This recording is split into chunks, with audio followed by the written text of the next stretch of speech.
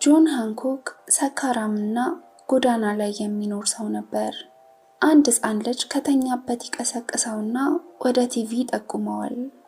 ፖሊስ ወንጀለኞችን እያባረሩ ነበር። ሃንኮክ እንደሚታየው ሰካራም ብቻ አይደለም፣ ሱፐር ፓወር አለው። ግን ሁሌ እየሰከረ ስለሆነ ሰው የሚያድነው በሚሊዮን የሚቆጠሩ ጉዳቶችን ንብረት ላይ ያሳርፋል። በመጀመሪያ መንገድ ጠቋሚ ምልክቶችን፣ ከዚያም መንገዱን፣ ከዚያም የተወሰኑ የፖሊስ መኪናዎችን ያወድማል። የወንጀለኞቹ መኪና ውስጥም ከገባ በኋላ መጠጡን መተው ስላፈሰሱበት ተናዶ መንገዱን ያበላሸዋል። ከዛም መኪናውን ተሸክሞ አየር ላይ ከህንፃዎች ጋር ያጋጨዋል። በመጨረሻም ትልቅ ፎቅ አናት ላይ ይጥለዋል። በዚህም ባህሪው ምክንያት በማህበረሰቡ በጣም ይተጠላ ነበር። በፖሊስም ዘንድ በጣም ጥሩ አመለካከት አልነበረውም። ሬይ የህዝብ ግንኙነት ባለሙያ ነበር።